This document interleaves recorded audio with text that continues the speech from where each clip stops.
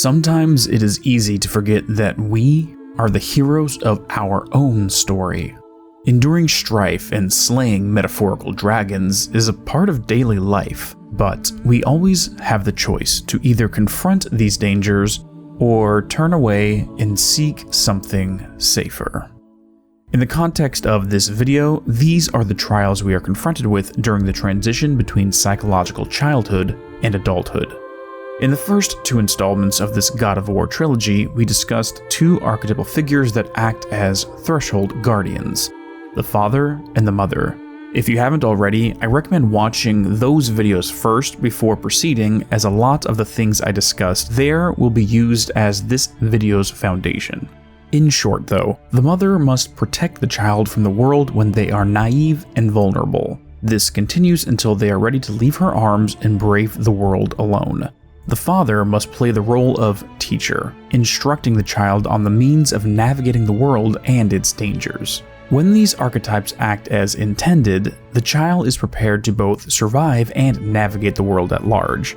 However, if they fail in their duties, the opposite occurs. We witness this in-game with Freya's spell over her son, or Odin's manipulation of his to ensure they stay in line. Based upon this oversimplified description, it feels as though the child is a slave to the currents of these archetypal forces, that they possess no agency in their own lives, success or failure being a mere roll of the dice. If one has the misfortune of being born to a corrupted mother or father, the damage will leave one hobbled for life. But this philosophy ignores the final of the 3 points of view in this little family unit. The child has a choice, either to succumb to the threshold guardian or defeat it. Conversely, even if the two do their job perfectly, the individual can be afraid to leave childhood and choose to remain inside the ordinary world, reluctant to confront the dangers that lay outside. Luckily for us, we have a nice cast of characters in God of War that we can follow to get an idea of how this works. Primarily, I want to focus on one of our main leads, Atreus. Before we begin, we need to discuss the framework we'll be using for this analysis. The roadmap of psychological development all of us must go through has some universal aspects. Success means the healthy evolution into psychological adulthood. Failure results in a corrupted aspect of this archetype, the eternal child.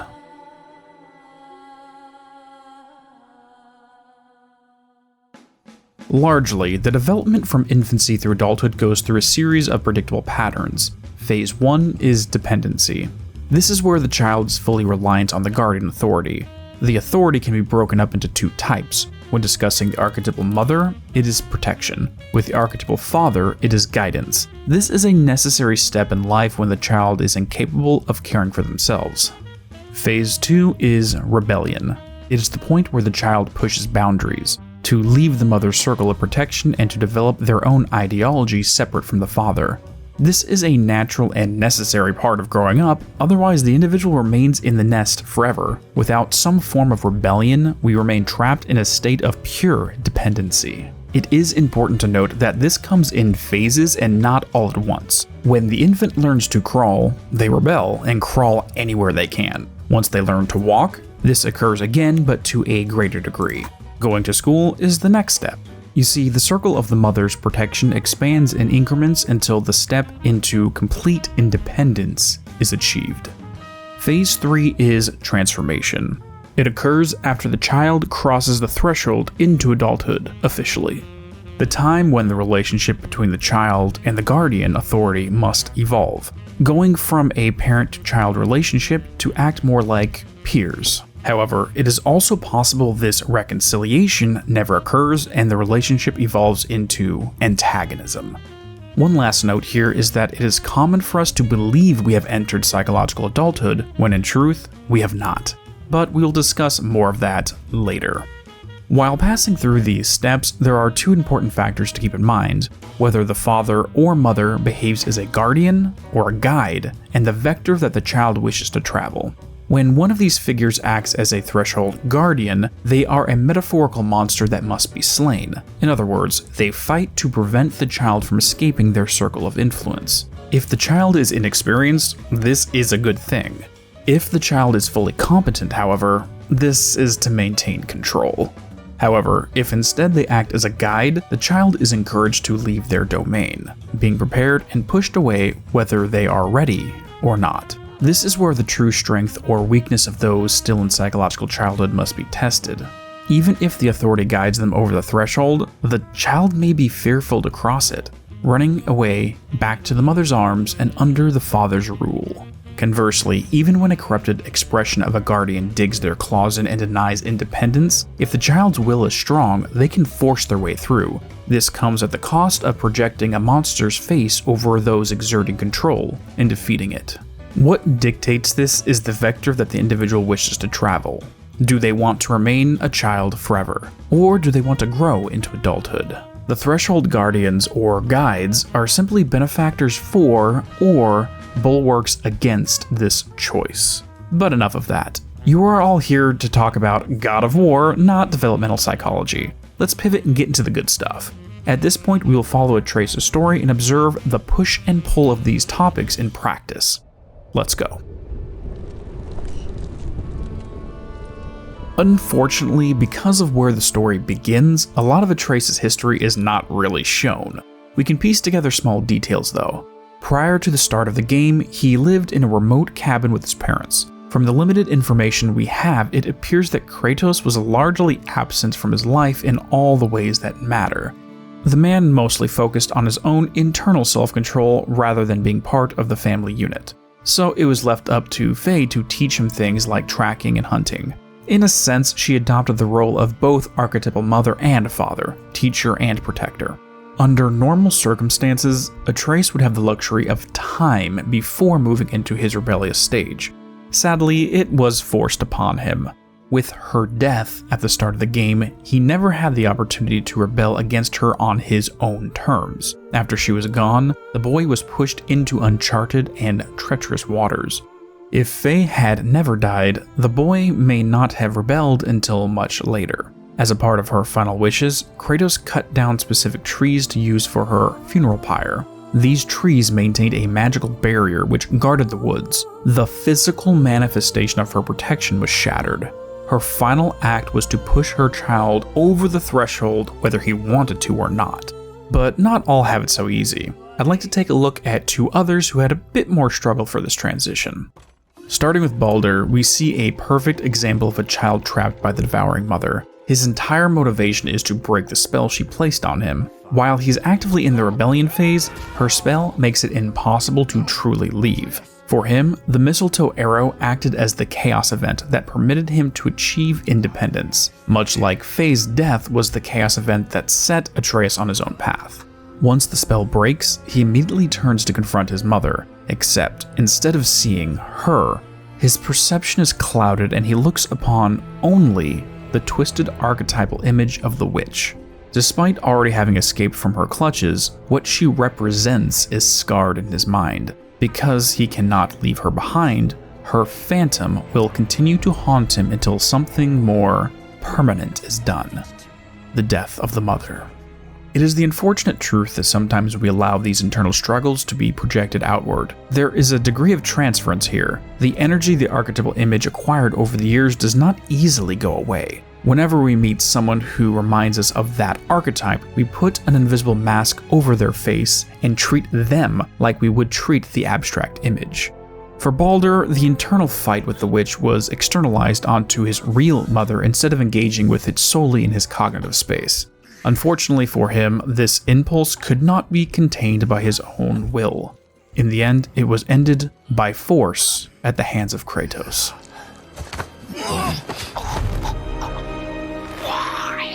Why do you even care? You could have walked away. The Cygolians here must be better than this. Moving away from the story, this exact pattern of the failed hero overcoming something in reality but remaining trapped by its cognitive counterpart is all too common. We see it with several serial killers. For them, the object of their negative emotions becomes entangled with the archetypal image until the two cannot be separated within their own head. So, when they attack anyone who reminds them of that archetype, it is as though they are attacking the original person. Baldur was free, but attempted to murder Freya anyway. There is no indication that he would have gone to the extreme of harming others if he were successful in killing his mother. However, in real life, there are people who are not satisfied with this act and continue lashing out against innocence long after the object of their anger is gone. Sometimes, however, the mother keeping the child restrained is a good thing, such as with Thrud and her mother Sif. Thrud was admittedly short-sighted in her desire to become a Valkyrie at this specific point in time. Sif was not against it outright, but there were factors the girl was unaware of that her mother was trying to protect her from. Not because she had something against Thrud becoming a warrior, but because doing so would make her vulnerable to being used as a tool by Odin. All Thrud saw was life as a Valkyrie, not how she would be used. This is what Lady Sif was truly trying to protect her child from. From Thrud's perspective, her mother was overbearing. The inexperience of youth sometimes fails to see what is obvious to those who have a more refined perspective. Once Odin is defeated, the mother releases her grip on her child, allowing her to rebel unimpeded now that it was safe to do so. In the next phase, Thrud succeeds where her uncle failed. Rather than looking to her own mother as a witch to be physically slain, their relationship evolves, Sif allowing her daughter to go out into the world while Thrud looks to her mother as a friend. This is the healthiest conclusion to the mother threshold, rebelling while not demonizing the object of your rebellion. The role the mother plays in the child's life is necessary, albeit frustrating at times. In a perfect world, this change should conclude in the transformation of the relationship rather than the cognitive death of the archetype.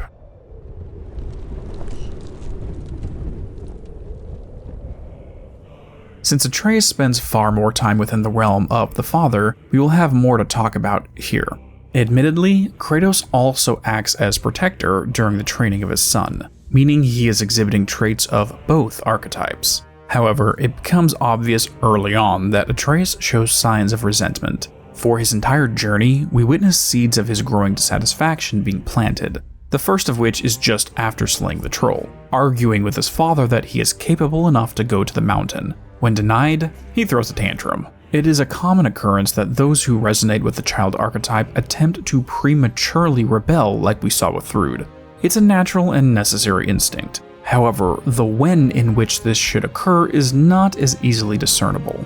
If allowed to do it at the wrong time, it would have led to Atreus' death. This is the reason why healthy threshold guardians exist, to act as guardrails and keep us on track. With time and experience, our circle of independence grows until we no longer need the guardrails. At this point in his story, Kratos shows his son that these rails are still necessary. Ow! What are you... Try again. Why are you doing that? Too slow. Try again. Cut it out! Weak. Again. Again. Stop it! Again.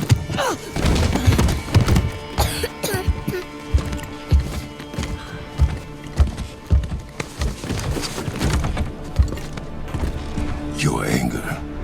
You can get lost in it. That ahead is difficult. And you, Atreus, are clearly not ready. Jumping forward, the next seed is the moment the boy learns he's a god. It provides in his head a magical suit of armor, granting him a belief that he is special and normal rules can be bent, that he is ready to stand on his own and bypass the template lesser beings have to go through. For most of the first game, Atreus simply follows orders, but soon after this point, he becomes arrogant, disrespectful, and violent. The trigger scene is here when riding up the elevator to the mountain's summit. Amir, guess what? I know everything I need to know now. I have nothing else to learn. Congratulations. As soon as the trio reaches the top, they are confronted by Baldur. In his own cognitive space, Atreus has bulldozed past Kratos as the Threshold Guardian to act on his own as seen here. Get out of here, boy. Yes, by all means, Junior, run away. Let Daddy do all the heavy lifting for you. Let go! Calm down, boy. You are not ready for this. I am ready.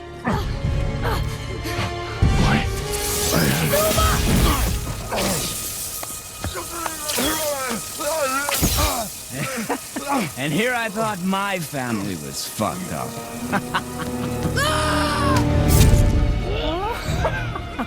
Oh, your father is right, boy. You are far from ready. Now would you be so kind as to hold this for me? His failure and abduction here is a rude awakening. Just because we as the child feel prepared to deal with the world does not mean it is so. It can be dangerous to seek independence before our skills catch up with our ego. A lesson he muses upon after being forced into hell and made to relive his recent stumbles. When we fail, it is easy to become frightened by the world outside of the realm of the archetypal mother and father. It's easier to run back and hide under their shadows. Many of us do. But it is the child's own decision on how to handle failure. Do you as an individual consider failure as confirmation that you cannot do something, or do you see it as an example of what not to do in the future? For now, Atreus takes a step back and resumes his position on the safe side of the father threshold, at least until the start of Ragnarok. After a 3-year time jump, things are different. Atreus has become secretive, carrying out an investigation into Tyr's disappearance without his father's knowledge. The rebellion phase is at full speed. In his head, this is necessary since Kratos will not permit him to look into this mystery. His tyrannical aspect comes to the forefront, pushing Atreus back into the homestead only to make the adolescent push back harder in retaliation. How many of you have said or heard someone say, "Stop treating me like I'm a child"? The death spiral of any relationship is the guardian figure becoming devouring or tyrannical while the child wishes to be free. Rather than both sides of this conflict understanding why the other's actions and impulses are necessary, it develops into a series of escalations until something breaks.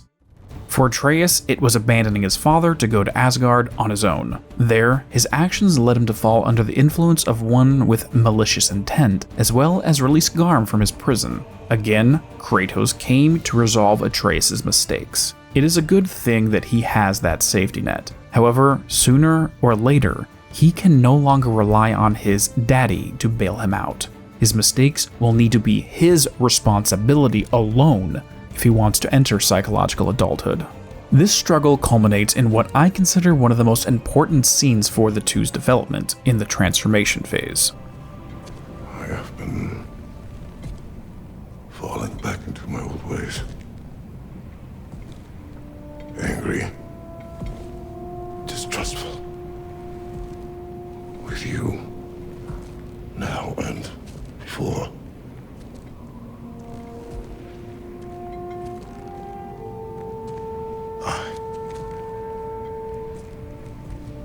I chased you away. Without you, I got reckless. Overconfident. Made stupid mistakes. I don't know why I thought I could do this alone. You were right. No.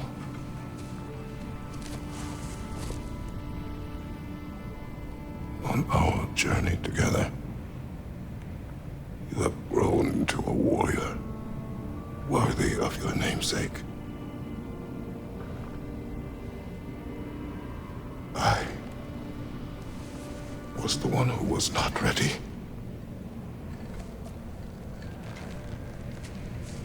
You don't have to be who you were just because I'm not there.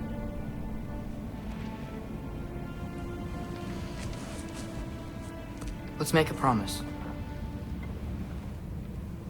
I'll listen for your voice in my head when you're not there, to guide me. And you do the same. All right?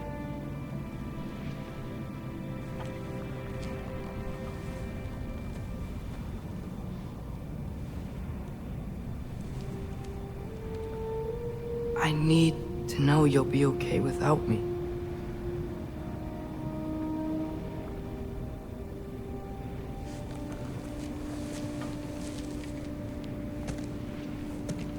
Atreus,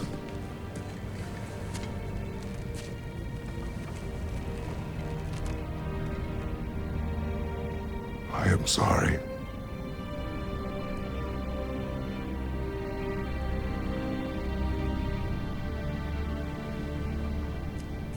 Don't be sorry, Father. Be better. Let's go home.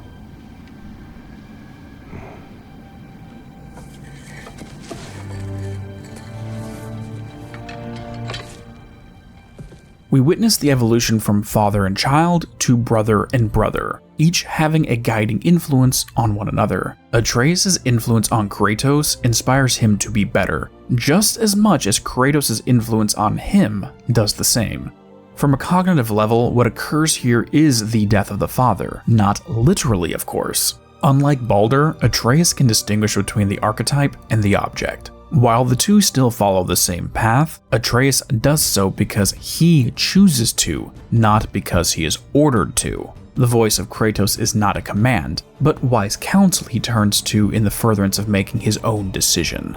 It is sad to say this transformation of the relationship does not always go well. Kratos himself is an example of that. As we saw with Baldur and Freya, sometimes we confuse cognitive archetypes with the real-life person. Remember, when Kratos was in this position, he slayed his father Zeus, who slayed his own father Kronos.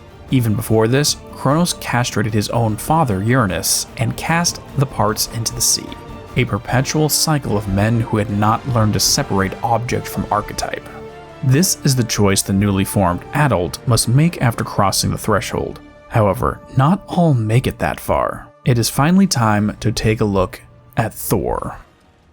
More than anyone in this story, he spends the most amount of time trapped as the eternal child. Odin, as a tyrannical father, employs various tactics to ensure that his son does not challenge his authority. The most obvious one is encouraging Thor's alcoholism, keeping him numb to everything, happy to turn his brain off and simply be directed from place to place. After all, it is easier to obey than to think. Other tactics include withholding praise or affection while giving it freely to others, making offhand, belittling comments at every opportunity. For an in-depth analysis of these techniques, I'd recommend Fat Brett's video on Odin. I'll link it in the description below. To understand the point of his character, we have a great sequence where Atreus and Thor travel together and discuss their shared circumstances. If you can't be yourself, you also might not feel like you can follow your own path. So we've got some similar life experience. What does it matter? It seems stupid to gripe about the things we can't change. Who says we can't? I love Hellwalkers. You just blast them apart. Poof. Problem solved. Don't have to think, don't have to feel. You're enjoying freedom out here without Father looking over your shoulder. Yeah, I guess. It's different from what I'm used to. In a good way. While both, arguably, experience the same struggles, Atreus chooses to push past his father, while Thor submits to his. This is coupled with the fact that Kratos permits rebellion, while Odin snuffs it out without fail. Thor is broken, beaten down into a fugue of learned helplessness and prevented from truly crossing the father threshold. So much so that he does not even consider it as possible, at least until the end. But by then, it is too late. Odin's manipulations come with illusions and venomous words. However, when Thor finally sees through the facade and turns to confront his father, Odin does what all tyrants do when lies no longer suffice. They destroy that which will not submit. Even though in his last moments Thor psychologically crossed the threshold, he could not contend with the object of the archetype itself. If Atreus and Thor are mere reflections of the child archetype, then one had a father who would not permit rebellion, while the other ultimately accepted that his son must go his own path without him.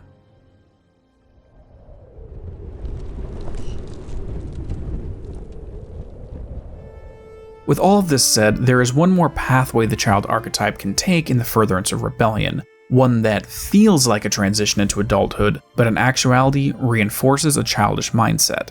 It occurs when one rebels against one's parents, but immediately replaces them with a different authority, giving the illusion of success in rebellion while actually going nowhere. I reject the philosophy of my house and instead turn to another to tell me what to do. Whether that be from a philosopher, the university, mass media, or the state. It does not matter what form it takes. It is all the same from an archetypal standpoint. We fall under the illusion that turning away from our first guardian means growing up. But if we go from one person ordering us what to do to another person ordering us to do something else, what is the difference? We are still trapped in a pattern of mental subservience to some authority regardless of what that authority is. Atreus experiences this on 2 occasions, each in different ways. The first so-called foster father that the boy turns to when investigating Tyr is Sindri, acting in the role of an uncle. Sindri goes along with Atreus' mission to lend aid and a limited degree of protection. The problem with Sindri is that he was incapable of reining Atreus in if the boy went too far. He went along with whatever Atreus wanted, but did not have the authority or the power to stop him. In essence, Sindri was an accomplice and not a teacher. The second man that Atreus turned to in his moment of rebellion was Odin. This one was far more dangerous. Odin took advantage of the runaway masterfully. Everything that Kratos denied the boy, the Aesir god granted at every opportunity, praising Atreus for his talents, giving the illusion of independence, but most importantly, making Atreus feel as though he was not a kid that needed protection. It is the unfortunate reality that not every authority has your best interest at heart. Many can prey upon the inexperience of others for their own gain. Cult leaders treat their members in the same way that Odin treats Atreus, learning what the world has deprived them of and giving it to them, but only as long as he follows orders. If the member leaves, it is all taken away. A good visual example of this is Odin granting Atreus the sword Ingrid, a false symbol of adulthood. However, the moment that Atreus leaves, Odin takes it away. The message is clear: only through me can you have the treasure you seek. In the end, it gives the child a false belief that they have crossed into psychological adulthood, when in fact they simply replaced one authority with another.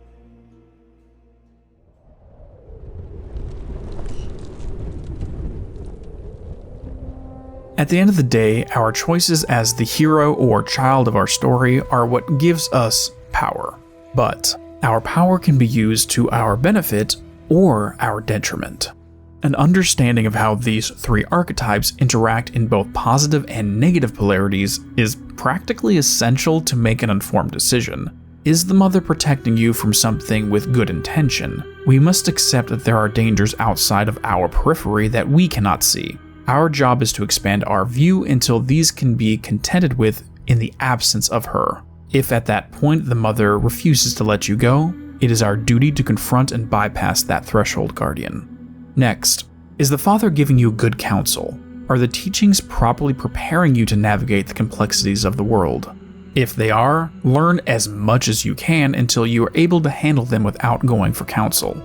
If they are not, find another authority that will do so. But make sure that the new authority has your best interests at heart and are not simply telling you what you want to hear. This can lead to feeling like you are prepared when you truly are not. Or it can lead you to falling under the influence of venomous ideas laced with sugar, pushing you to act to your own self-detriment. Once you truly are ready to navigate the world alone, it comes time for the test. If the father refuses to let you go, it is again our duty to confront and overcome that threshold guardian. Remember, if we are the heroes in our own story, we have the power to defeat these cognitive monsters. But fear can make us freeze, to fall into the realm of the eternal child. It is certainly safer, but it is no different than running from the dragon's cave and abandoning the treasure you otherwise could have claimed. Age is not a factor in this process. Whether you are 10 or 20 or 80, we can become trapped in this state. We have the power to overcome these archetypal forces and our own fear, but we must have the courage to do so.